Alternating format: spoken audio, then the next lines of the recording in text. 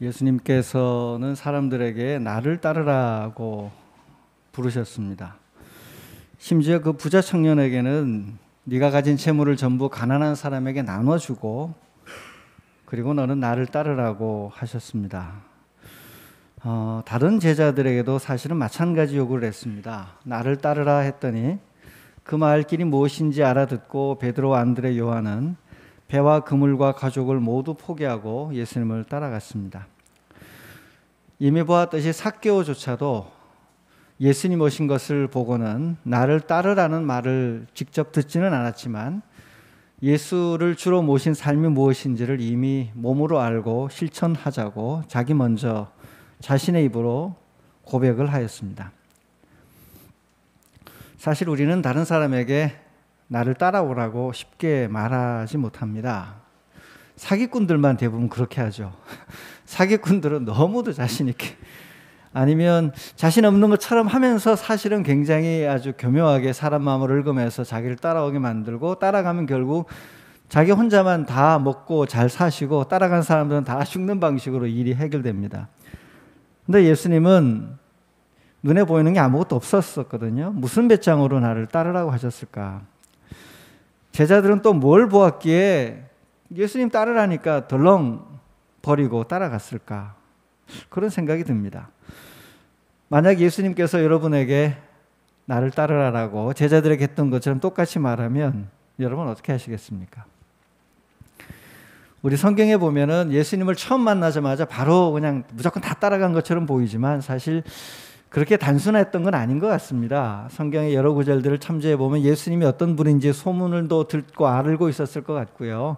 삭개오 같은 경우도 이미 예수가 다가온다는 소식을 듣고 마음에서 벌써 두근거리며 나무 위로 올라갈 준비를 하지 않습니까? 예수님에 대한 예수님이 뭘 원하는 건지 예수님이 어떤 걸 원하는 건지 아마 좀 알았을 것입니다. 그래서 우리가 누군가 나를 따르라 그러면 조사해 볼 게 있습니다. 저 사람이 도대체 누군가, 뭐 하는 사람인가, 도대체 뭘 하려고 따라오라고 그러는가, 그거를 고민해보고 따라가야 되지 않겠습니까? 그래서 오늘은 예수님이 어떻게 살아오셨는지 어린 시절에 초점을 맞춰서 좀 뒷조사를 해보려고 합니다. 먼저 주의할 게 있는데요. 우리가 예수님 하면은 선입견을 딱 가지고 있습니다. 그래서 우리가 성경에 있는 모습을 있는 그대로 잘 못 봐요. 사랑의 불시착이라는 드라마 아시죠? 이 드라마가 나중에도 유명해진 게요. 극 중의 연인이 실제로 연인이 되어버린 케이스 중에 하나지 않습니까? 제가 영화 그 드라마 볼 때도 좀 미심쩍었어요. 둘 사이에 뭔가 흐른다 저거. 아니면 그 연기가 그렇게까지 자연스럽게 뭐 애틋한 이 사랑의 표정이라는 게 그렇게 이 애틋하잖아요. 우리 예전에 보면 교회에서도 뭐 청년부 생활하면 자기들은 아니라 그러는데 같이 있는 사람은 다 알거든요. 전기가 여기서 저리 흐른다는 사실을. 뭔가 좀 이상했어요. 안 그래도 그런 아니나 다를까 이 리정혁 동무와 윤세리 동무가 실제로는 현빈과 손예진이 두 분이 연인이 되어 버리더라고요. 사실 그 드라마에 나오는 리정혁 동무는 다른 군인들처럼 전방 초소에서 근무하고 있지만 출신 성분이 달랐습니다. 북한식으로 말하면 토대가 다르다 그래요. 이 토대가 다른 인물이었어요. 평양의 핵심 실세 집안의 자녀 아니었습니까? 남한식으로는 뭐 금수저, 아니 금수저보다 더 할 것 같은데요. 그 정도면 다이아몬드 수저라고 해야 될까? 하여튼 이런 설정이 재밌었어요. 재밌었는데 이제 리정혁 동무가 백이 아주 좋은 인물이라는 걸 알고 난 다음에는 좀 그게 긴장감이 좀 안 들더라고요. 좀 어려움이 생기면 윤세리 동무 때문에 어려움이 생기면 뭐 아버지한테 가면 해결 다 될 텐데 뭐 하면서 이제 극중 몰입이 안 되는 경향이 있었습니다. 힘 있는 사람이었으니까 사실 그런 작용이 우리에게 좀 성경을 읽을 때 있어요. 우리가 예수님을 바라볼 때 예수님은 신이니까 곧 문제 다 풀리겠지 뭐 예수님은 뭐 우리랑은 좀 다르지 않나? 신이라는 것, 인간이라는 것보다 사실 신이라는 것에 초점이 맞춰져서 예수님이 뭐 40일 쫄쫄 굶노도 신인데 뭐 그 정도는 안 죽겠지. 뭐 신비한 능력이 있지 않을까. 뭐 신이니까 제가 할 수 있는 거지 우리는 못해. 그런 생각을 성경을 보면서 자꾸 하기 때문에 예수님 자체에 대해서 사실은 우리가 몰입을 잘 못합니다. 그리고 나와 동류의 인간이라는 느낌을 잘 못 가져요. 예수님은 예수님이니까 나는 나니까 그러니까 나는 안 되는 거고 예수님이 되는 건 당연하지 뭐 이렇게 생각을 자꾸 하게 됩니다. 어떻게 보면 뭐 예수님이 위장 취업하듯이 잠시 이 사람 사는 땅에 위장 취업해서 들렁 와 있다가 이 수틀리면 그냥 올라가 버리면 되는 거, 그런 존재로 우리가 생각하기 쉽습니다. 그게요, 예수님을 먼저 신이라고 믿고 그 다음에 예수님의 인간됨을 접근하는 일반적인 우리들 같은 사람들이 그렇게 보는 게예요. 그러나 여러분, 예수님의 제자들은 정반대의 수순이었습니다. 초창기 사람들은 예수님이 신이라는 걸 믿을 수가 없었어요. 그분들 눈에는 그냥 예수님은 인간이었습니다. 그냥 인간이었어요. 그러다가 예수님을 만나가면서 그 안에서 발현되는 뭔가 특별한 능력, 나랑 똑같은데? 그런데 그에게서 뭔가 자꾸 나타나는 거예요. 예수님이 그걸 가지고 마음대로 조절하는 게 아니라 성령 충만하면 갑자기 그의 삶에서 뭔가 드러나, 하나님의 뭔가 드러나는 걸 보고, 아, 뭔가 다를 수 있겠구나 라고 짐작해 가다가 신앙 고백이 성숙해 가다가 나중에 부활하신 분을 만나고 오순절 성령님 사건이 왜 비로소 예수님은 하나님이셨구나, 하나님 아들이셨구나라는 걸 알게 되는 순서예요. 그러니까 우리 구원이 무엇인가를 공부할 때 우리는 거꾸로 이 순서를 따라가려고 합니다. 초창기 제자들, 이게 여러분 예수 안 믿는 사람들이 교회에 왔을 때 예수라는 분을 성경 읽을 때 이렇게 접근해요. 우리는 이미 모태신앙, 저 같은 경우는 모태신앙이어서 예수는 신이라고 미리 알아버리니까 이게 성경 읽을 때 느낌이 다른데, 예수라는 인물, 기독교라는 종교를 처음 접하는 사람은 신이건 뭐건 뭐 성경에 나온 동방박사 이야기, 목자 이야기 다 제껴놓고요, 예수의 인물이 도대체 누구였는가, 무슨 일을 했는가를 지극히 인간을 바라보는 눈으로 탐구해 갑니다. 그렇게 가다가 예수를 만납니다. 자, 여러분 아시겠죠? 예수님은 이제 우리는 인간의 한 모습으로 생각을 하겠습니다. 그럼 제가 여쭤보겠습니다. 예수님이 수학의 미적분을 아셨을까요? 예수님이 지금 이 땅에 오셔서 곧 있을 수능 시험을 치시면 몇 점 맞으실까요? 제가 보기엔 빵점 맞습니다. 예수님이 상대성 이론을 아셨을까요? 이거 이제 우리가 이런데 대답을 빨리 하면 이거 너무 불경한 거 아닌가? 예수님의 신성모독 아닌가? 이런 생각이 들어요. 간단히 말씀드리면 예수님 미적분 못 하시고요, 예수님은 지구가 둥글다는 거 모르셨어요. 코로나 바이러스가 이렇게 창궐하여 인간 몸을 이런 식으로 파괴해 가는 줄 예수님은 모르셨어요. 너무 이상하게 생각하지 마십시오. 왜 그러냐면 예수님은 완전한 인간이었기 때문에 그렇습니다. 하나님이 인간이 되어 이 땅에 오시기로 한 이상, 인간이 되려면 완전한 인간이 되어서 우리랑 똑같아야지. 예수님은 혼자 그 시대에 2000년 전에 살면서 미적분을 통달하고 계셔가지고 그러고 있으면 인간이 아니잖아요. 그건 인간이 아니에요. 시간과 공간의 한계 속으로 들어오는 것, 인간의 불완전함을 받아들였다는 의미에서 예수님은 완전한 인간이었다는 이야기예요. 인간의 불완전함을 극복한 것은 신이고요, 인간의 불완전함 속으로 들어오기로, 불완전하기로 작정할 수 있고 자신의 완전한 신으로서의 완전함을 완전히 불완전함 속에 내버릴 수 있었기 때문에 예수님이 완전하다는 거예요. 그런 의미에서 인간의 연약함과 한계 속에, 역사적 시대적 한계 속에, 육체의 한계 속에 머물기로 작정하신 순간 예수님은 비로소 우리와 똑같은 제대로 된 인간, 불완전한 연약함을 갖춘 인간이 되신 겁니다. 그러니까 여러분, 예수님은 완전한 인간이세요. 예수님을 인간이구나, 이렇게 생각하셔야 됩니다. 이런 예수님의 완전한 인간됨, 그러니까 인간의 불완전함을 받아들인 그런 의미에서 온전한 우리와 같은 인간됨을 가장 극렬하게, 이렇게 극렬하게라는 말이 잘 어울리는 것 같습니다. 극렬하게 표현한 작품이 그리스의 소설가 니코스 카잔차키스의 그리스도 최후의 유혹이라는 작품이 될 겁니다. 그리스인 조르바라는 작품은 아실 거예요. 그리스인을 이보다 더 정확하게 그릴 수 있을까라는 극찬을 얻었던 분인데요. 이 작품으로 굉장히 큰 이제 유명세도 탔죠. 그러다 이제 노후에 그리스도 최후의 유혹이라는 소설을 출간한 후에는 엄청난 비난과 조롱을 받았습니다. 자기가 너무도 사랑했던 정교회로부터 파문을 당했고요. 그래서 이분은 그리스가 자랑하는 작가인데 죽어서도 그리스 본토에 못 묻혔습니다. 겨우 타협해서 어디 묻히냐면 크레타 섬에 묻혔어요. 로마 가톨릭은 아예 이 책을 금서 목록에 얹어서 신자들이 읽지 못하게 했습니다. 이 소설을 영화한 감독이 있습니다. 마틴 스콜세지라는 감독이 있는데, 이 감독이 영화로 만들었는데 영화 개봉할 때 사람들이 와서 시위하고 막 해서 이 감독도 심하게 고통을 당한 적이 있었습니다. 이런 이제 종교적 논쟁과 달리 소설의 내용은 상당히 훌륭합니다. 복음서에 나오는 내용을 기초로 탄탄하게 구성해 나가되 성경에는 워낙 내용이 적기 때문에 그 부분은 작가의 무한한 상상력으로 예수가 완전히 인간이었을 거라는 느낌을 가지고 상상력을 동원해 묘사를 했습니다. 가장 문제가 된 대목은 역시 십자가에 달린 예수님이 죽기 직전에 환상 속에서 꿈인지 환상인지 뭔가를 보고 십자가에서 내려와 천사로 가장한 사탄의 유혹에 넘어가서 십자가에서 내려와 나사로의 가족들과 뭐 가정을 이루면서 자녀를 낳고 노후까지 사는 것처럼 보이고 묘사하는 장면이에요. 근데 물론 끝에 가면 다시 돌아와요. 아, 이게 잘못된 거다. 유혹이었구나. 돌아와서 십자가에서 자신의 삶을 마치는 걸로 끝납니다. 그러니까 이 소설은 예수님의 신성을 침해하지도 않고요. 성경에 나와 있는 교리를 없애지도 않고요. 그거 다 포함하면서 예수님이 인간이었으면 어땠을까를 굉장히 충실하게 인간적 상상력을 가지고 그가 만약에 계속 살아셨으면 그도 우리처럼 죽기 싫었을 거고 그도 우리처럼 메시아 되기 싫었을 거고 그도 우리처럼 가정을 꾸려서 평범한 일반적인 사람처럼 살았을 거고 그도 우리처럼 30대, 20대, 10대, 20대, 30대 남자들이 가지는 일반적인 충동을 가지셨을 거고 그런 것들을 충실하게 표현한 작품입니다.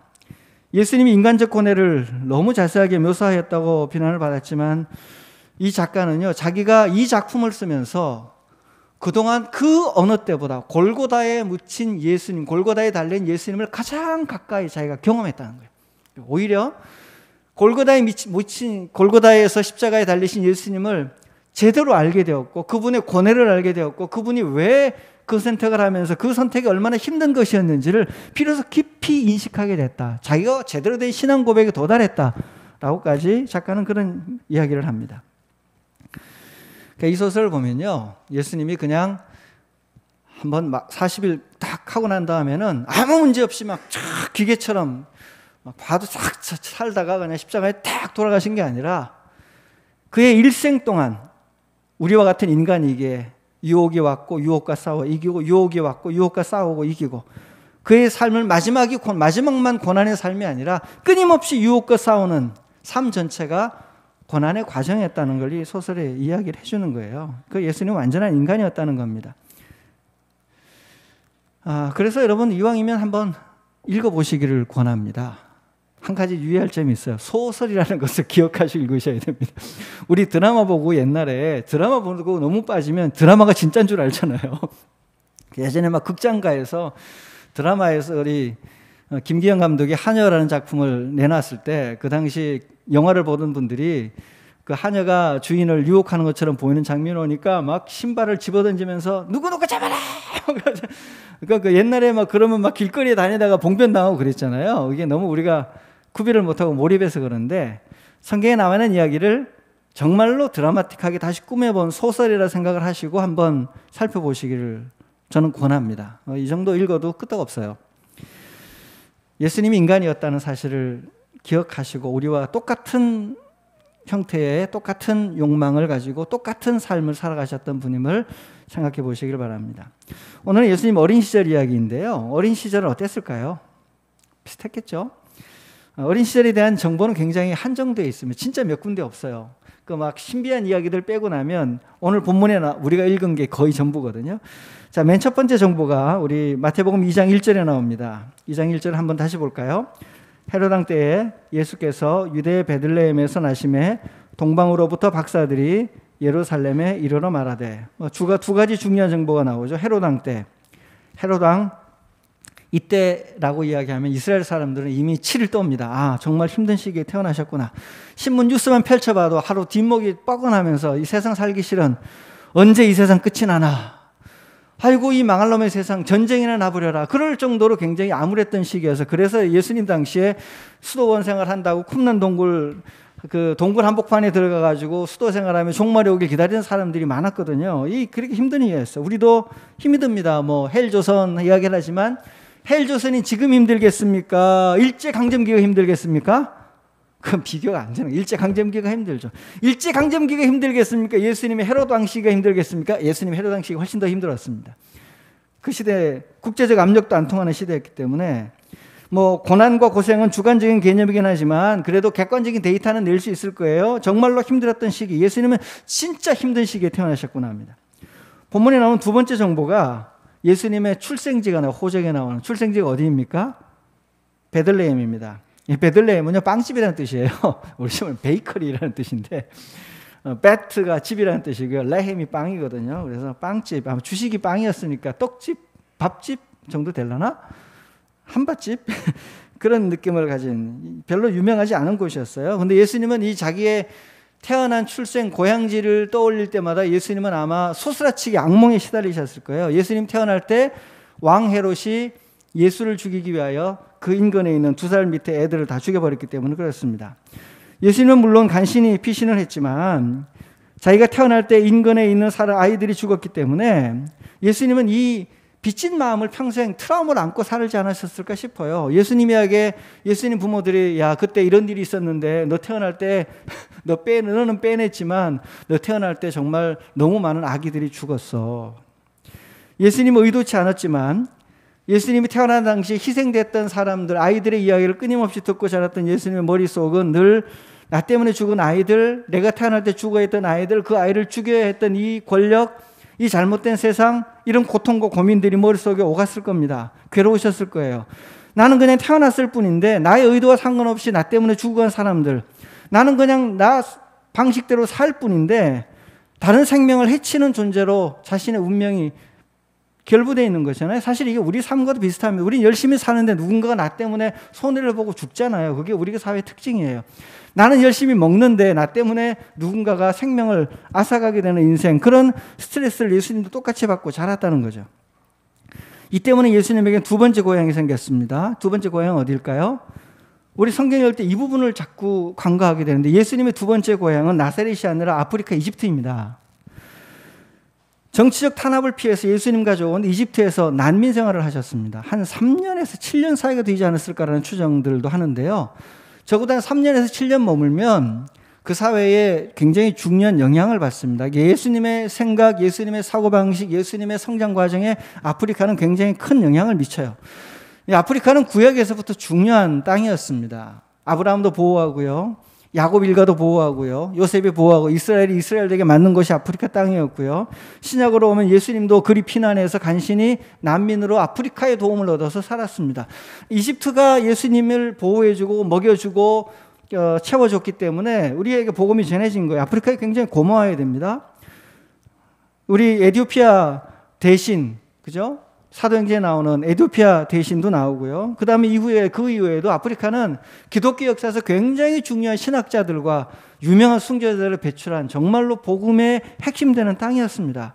기독교는 유럽에 가서 도약을 했을 뿐이지 유럽에서 형성되거나 유럽에서 다 만들어진 게 아닙니다. 기독교는 아시아에서 태동되어 아프리카에서 양육받고 아프리카에서 커졌고 유럽에 건너가서 세계화되어 가면서 로마와 결합하여 전 세계로 퍼져난 것일 뿐이에요.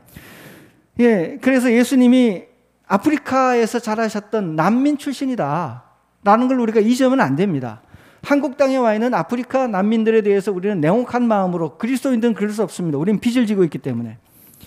지금도 이집트에는 곱트 정교회가 있어서요, 예수님이 피난했다고 알려지는 곳에 교회들이 세워져 있어요. 그리고 순례가 성지순례처럼 그곳은 나름대로 성지순례가 이루어집니다. 에티오피아에도 독특한 에티오피아만의 교회가 있습니다. 시바 여왕과 솔로몬과의 사이에서 그 다음에 태어난 자녀라고 생각하는 유대인 후손들이 유대인 공동체도 있고요. 기독교도 굉장히 강력하게 그곳에서 여전히 번성하고 있습니다. 우리의 시야에서 사라져 있을 뿐입니다. 자, 그런 다음에 예수님은 세 번째 고향이 있습니다. 세 번째 고향은 오늘 보면 마태복음 2장 23절에 나오죠. 한번 같이 읽어볼까요? 나사렛이라는 동네에 가서 사니 이는 선지자로 하신 말씀에 나사렛 사람이라 칭하리라 하심을 이루려 함이라. 세 번째 고향이 나사렛이에요. 정치적 위험 때문에 호적에 있는 베들레헴으로 돌아가지 못하고 갈릴리 지역 나사렛으로 가셨습니다. 이게 난민 신세 벗어났는데 고향에 정착 못하고 타향살이를 시작하고 거기서 그냥 자신의 삶을 마무리하셔야 됐던 거죠. 새싹이라는 뜻을 가진 나사렛, 워낙 보잘것없어서 구약에도 이름이 거의 안 나오고요. 구약 이름 없어요. 유대교 문서에도 이 이름은 없습니다. 이 갈릴리 지역은 워낙 이방인들의 침략을 많이 받았던 최전방이 있던 곳이기 때문에 늘 문화가 뒤섞여서요. 우리로 치면 문화적 다양성 때문에 요즘은 굉장히 좋네 그럴 수 있지만 옛날에는 문화적 다양성이 변절과 오염의 상징이어서 다른 유대인들에게 굉장한 차별과 손가락질을 받으며 살아야 했습니다. 워낙 나사렛이라는 동네가 워낙 보잘것없었기 때문에 그 당시 속담에 그런 말이 있다는 거 아닙니까? 나사렛에서 무슨 선한 것이 나오겠냐? 절대로 인재가 나올 수 없는 불모지, 그곳이 바로 나사렛이다라는 소리를 들으며 예수님은 갈릴리 나사렛에서 어린 시절 대부분을 보내고 청년기까지 그곳에 머뭅니다. 참 예수님 인생 복잡합니다. 예수님의 직업 목수였습니다. 목수라니까 우리 막 이렇게 목수분들 저 어릴 때 보면 대목이라고 부르는 분들 계세요. 대목이라는 분은 저희 동네에 대목이라는 분은 집이 둘이었어요. 첫 번째 부인 여기 계시고 저 동네 가면 두 번째 부인 계시고 그런 분들은 좀 멀리 시골에 가면 또 지방에 가면 또 셋째 부인도 있고 그러시더라고요. 왜냐하면 돈을 많이 버니까 세 가정을 다 부양하면서 지방에 떠돌아다닐 때 지방마다 다니면서 자기 집이 있는 분들이 있었거든요. 그런 대목이 아니라 예수님은 소목이었어요. 그냥 평소에 농사 짓다가 수입이 없잖아요. 저희 시골집도 그렇게 자랐는데 농사 지어서 수입이 1년에 한 번 제대로 안 나니까 어떻게든 부업을 하든지 규칙적인 뭐가 있든지 갑자기 목돈이 좀 생겨야 됩니다. 그 예수님 당시에 주변에 세포리스라는 도시가 있어서 건설업들이 굉장히 건축 경기가 좋을 때가 있습니다. 헤롯 대왕이 워낙 그런 거 많이 만들었거든요. 헤롯 대왕부터 이후에 유대인들의 환심을 살려고 이 이두메아 출신 에돔 지역 후예들인 헤롯 왕가는 건축을 참 많이 했어요. 그때보다 예수님은 아마 아버지 손잡고 가서 연장 들고 가서 농사하다가 벽돌도 붓고 돌도 쪼고 막노동, 사실은 이게 이름이 목수지 대부분은 특별한 전문 기술 없어도 되는 막노동, 우리 속된 말로 우리 치고로 하면 노가다 많이 하셨던 거예요. 예수님 손은 거칠었을 거고 얼굴은 그렇게 막 머리 이렇게 길게 해가지고 막 이렇게 머리 묶으면 되는 그런 멋진 패셔니스타가 아니고요. 예수님 얼굴 시커매가지고 시커멓고 햇빛에 시커멓게 거울리고 목소리도 막 우리 어디 방송에 나오는 멋진 성우 막 그런 연예인들처럼 막 목소리가 좋은 게 아니고요. 목소리도 아마 거칠고 그랬을 거예요. 갈릴리 사투리 팍팍 썼을 거고 옛날엔 사투리 심했습니다. 우리나라도 지금에 와서야 방송이 전국을 타고 표준화되면서 사투리가 좀 정리됐죠. 이 사투리 워낙 심하잖아요. 이스라엘도 갈릴리 변방지역 사투리 분명히 심했을 거라고요. 사투리 막 썼죠.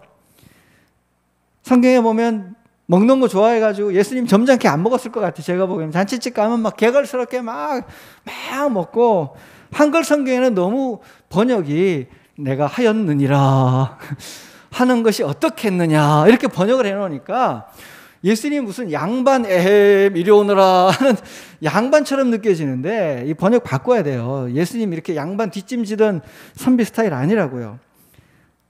그냥 막노동 하시면서 일반 사람들과 시장 통해서 편안하게 어울리던 분이었습니다.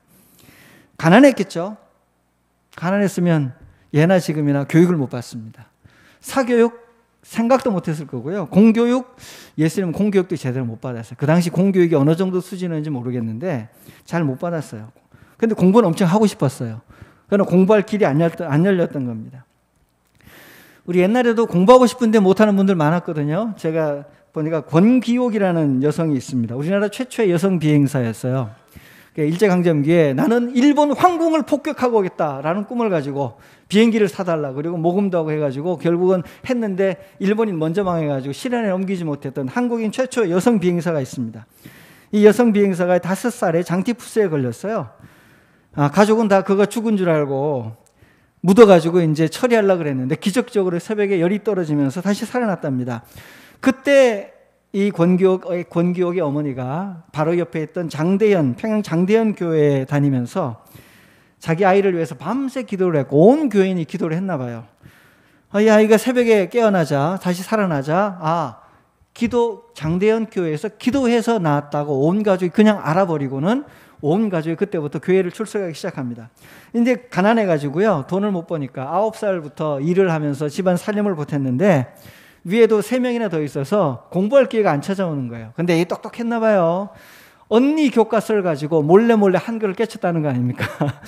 언니 교과서를 들고 공부해서 한글을 깨치니까 나중에는 공부를 안 시킬 수가 없어서 장대현 교회에서 운영하는 서학교에 권기옥을 보내고 그다음부터는 자기 힘으로 개척하여 학교 나오고 비행학교까지 멋지게 졸업하고 최초 여성 비행사가 됩니다. 그러니까 이 권기옥이라는 독립운동가는 이런 일이라도 하는데 우리 예수님은 이 교육의 기회 한 글자는 이제 깨쳤을 거예요. 왜냐하면 어릴 때는 아버지가 가르쳤거든요. 그런 다음에 이제 서당이나 우리로 치면 회당에 가서 뭘 좀 더 배워야 되는데 그럴 기회가 없었던 거예요. 예수님은 12살에 6월절 처음으로 올라갔다가 공부하고 싶은 욕구에 부모님 몰래 탈출해서 예수님 최초의 가출 사건. 야, 진짜 심하다. 12살. 우리 한국 나라는 13살 정도, 14살 되지 않았을까요? 부모님한테 이야기도 안 하고 학교에 가가지고 집에 오질 않는 거예요.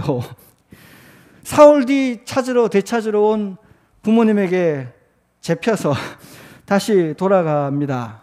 12살에서 30살까지 공부하고 싶은 꿈 많던 청년, 공부 기회에 박탈당한 채로 독립하고 싶은 욕구 강렬했는데 독립할 처지는 안 되고 그래도 부모님에게 해야 될 자녀로서의 순종과 효도를 다하면서 자신의 때를 기다리며 30살, 되게 늦은 나이입니다. 30살까지 시골에 머뭅니다. 이게 예수님의 어린 시절 인생이었거든요. 스승이 없어서 혼자 하늘 보고 땅 보고 동물 보고 세상 보고 말씀 혼자 묵상해 가면서 회당에서 읽은 성경책 떠올려 묵상해 가면서 스스로 말씀을 깨쳐가는 독학 사도 아닙니다. 독학입니다. 그냥 혼자 독학. 남들이 보면 무식한 사람이 이렇게 무식한 존재가 없죠. 그렇게 사셨습니다. 참 고생 많은 어린 시절. 행복하게 뛰어놀고 장난도 쳤겠죠. 우리 서리도 하셨을라나 우리처럼? 그건 다 하셨겠죠. 그 정도야 다 할 수 있는 거나 그러나 자기 인생에서 제일 하고 싶었던 것들을 절대로 이룰 수 없었던 꿈을 이룰 수 없는 환경이었습니다. 제가 설교 준비하느라 도서관에 가서 책을 하나 보다가 나사렛 예수님 어린 시절 이렇게 있는 나사렛이라는 단어가 나왔는데요. 짧게 그냥 나왔는데 어떤 사람이 책을 읽다가 나사렛 단어 옆에다 이렇게 썼어요. 제가 그거 보고는 맞다 싶었거든요. 현대인의 눈에는 지방 시골 출신, 지잡대, 흙수저, 일용직, 비정규직 이렇게 써놨더라고요. 맞다. 우리 예수님 딱 그겁니다. 지잡대 출신. 지잡대도 아니다. 학교를 아예 못 갔는데요. 지잡대도 아니에요. 지방 시골 출신 이건 맞아요. 흙수저 이건 맞아요. 일용직 맞아요. 돈 일용직, 비정규직 맞아요. 세상에 가장 밑바닥에 살았던 분입니다. 어떠세요? 이런 예수님과 여러분은 동질감을 느낍니까? 무시하는 마음이 듭니까? 존경하는 마음이 듭니까? 전 동질감이 느껴집니다. 예수님은 심리적 트라우마가 있으셨을 거예요, 분명히. 우리가 요즘은 심리학을 발달해서 자기 문제의 근원이 어린 시절의 경험이라고 다 이제 추리하면서 어느 정도 스스로 알아가는데 예수님 분명히 피난 경험으로 생긴 심리적 트라우마, 불안, 매일매일 살면서 느껴지는 존재론적 불안 없었을까요? 제가 보기엔 있었어요. 제가 아는 분이 이북에서 6.25 직전에 숨죽이며 소련군이 있는 경계선을 통과해서 숨죽이며 아기 때 정말 어린 아기 때 부모님 손에 품이 안겨서 몰래 강을 임진강을 건너 탈출해온 분이 계시거든요. 그분은 평생 그 어린 시절에 자기도 모르게 부모님이 입을 막으며 울지 마! 울면 안 돼!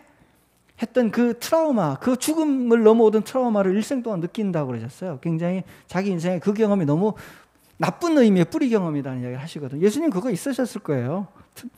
우리처럼 불안하셨을 거라고요. 무시당했을 거라고요. 학교 제대로 안 나왔다고. 분명히 예수님 무시당합니다, 나중에. 그러니까 입시 계절이 다가오는데 얼마 많은 아이들이 또 이런 고통을 겪을까, 예수님처럼 지낼까. 얼마 전에 서영구 학생이 집을 나갔다가 참고서까지 샀는데 집으로 돌아오지 않아. 그 이야기 보고 참, 이게 진짜 우리 세상이 왜 이렇게, 이게 뭐라고 이게 이렇게 돼야 되나? 이렇게 가야 되나 이게 인생이? 왜 아이가 이렇게 죽어야 되나? 죽기까지 우리 사회는 뭘 하고 있는 건가? 이게 너무 괴롭더라고요. 우리 예수님에게도 그 고통이 있었을 거예요. 진짜 있었을 거예요. 예수님이 그런 마음 너무 잘 아실 거라고요. 예수님 연애하고 싶었겠죠? 뜻대로 연애가 안 되었겠고, 30세 독신남 싱글로 살아가는 예수님은 얼마나 사회로부터, 주변으로부터 손가락질 많이 당했을까요? 우리 사회에 지금은 미혼이 아닌 비혼도 많이 계신데요. 예수님은 제가 보기엔 비혼에 가까운 것 같아요. 자신이 이 길을 가려면 가족이 있을 수 없다고 생각하신 거고, 자기 길이 아니라 여기셔서 비혼의 삶을 예수님 택하셨거든요. 예수님 비혼으로 살아가는 분들, 어쨌든 여러 가지 이유로 홀로 살아가며 외롭게 지내는 분들, 가족과의 관계가 다 깨져. 예수님은 가족과의 관계 다 깨졌어요. 부모들이나 자식들이, 동생들이 찾아와가지고 우리 아들, 우리 형님 미쳤다고 데리러 갈릴리 지방에서 올라와가지고 체포해서 가려고 그러는 사건까지 벌어지잖아요. 예수님은 가족에게 이해 전혀 못 받으셨어요. 나중에 죽고 난 다음에야 비로소 가족들이 아, 우리 형님 대단한 분이었네 라고 이해하며 오지만, 예수님 당대에 예수님은 가족에게 한 번도 제대로 이해를, 커서는 자신이 가는 길을 이해받지 못하신 분이었어요. 농부의 아들이었고요. 수입이 없었고요. 무시당했고요. 예수님과 부모님 사이에 대화 안 통했을 겁니다. 안 통했어요. 진짜 안 통했어요. 나이가 들수록 더 안 통했을 거라고요. 세상 돌아가는 거 보고 이거 아닌데 하면서 이야기를 하지만 남들과 너무 독학한 사람이라 세상을 보는 눈이 너무 달라요. 여러분도 그런 경험 있을 거예요. 어디 가가지고 신앙이 뭘까 생각하며 함께 토의하고 이야기를 하다 보면 그분이 믿는 예수와 내가 믿는 예수가 너무 달라.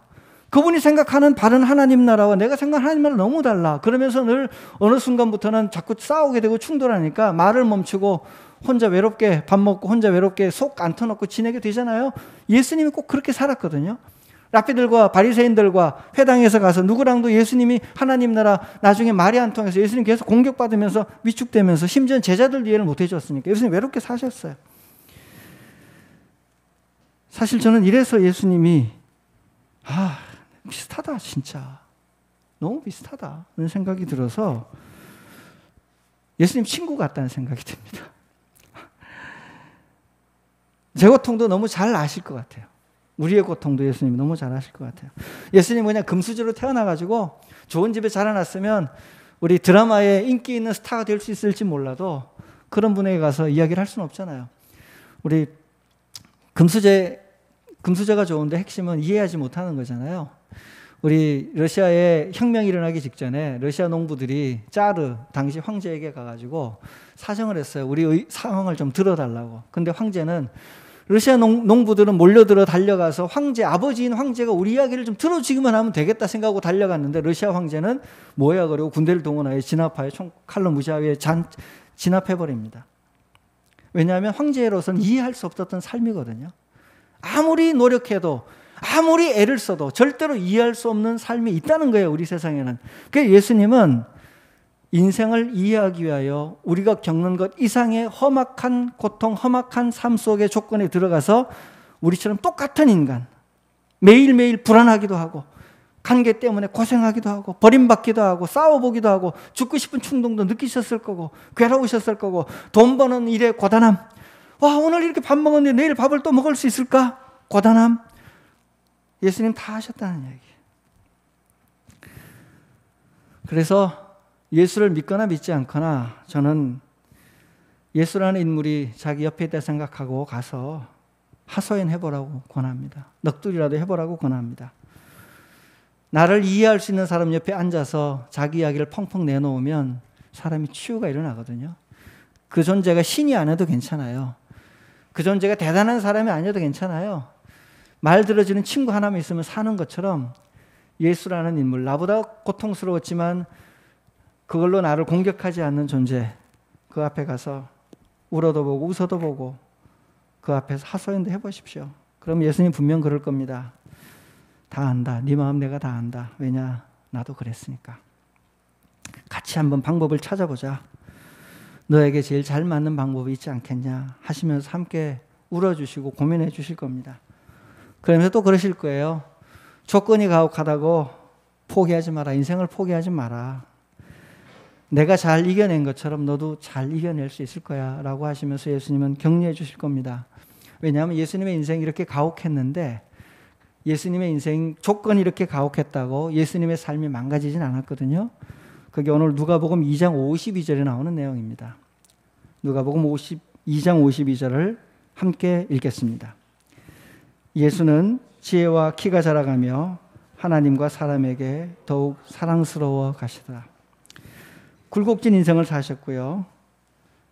결손으로 가득한 인생을 사셨고요. 못 배우고 가난하고 굉장히 힘든 인생을 사셨지만 예수님은 하나님과 사람에게 사랑스러우시는 정말로 훌륭한 인간으로 성장하셨습니다. 역경 속에서 영적으로, 이성적으로, 감성적으로, 사회적으로 온전한 자기 자리를 잡아가며 예수님은 잘 성장하셨습니다.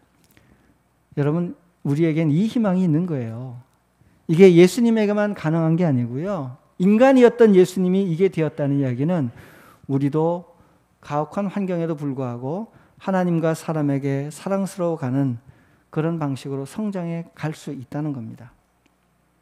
주님 안에서 예수님이 잘하신 것처럼 어려움을 딛고 잘 성장해가는 그런 하늘의 복을 여러분이 누리시기를 바랍니다.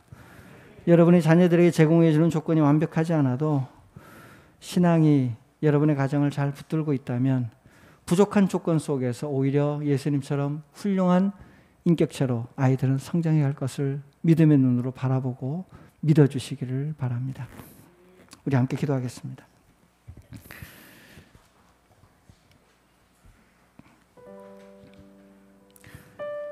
하나님 아버지 앞에 주님, 저희 이런저런 어려움들이 있습니다.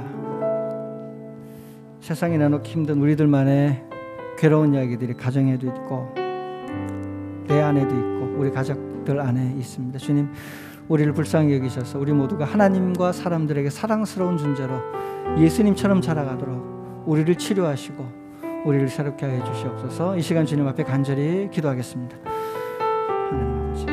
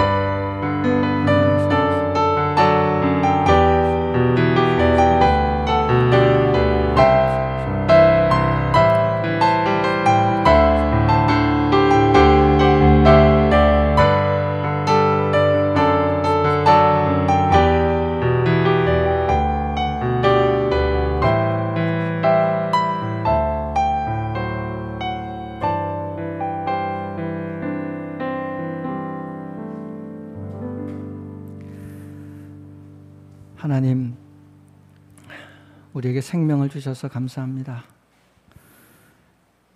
우리 인생의 괴로움과 아픔을 예수님이 먼저 겪으셨고 더 깊이 겪으셨음을 저희가 압니다.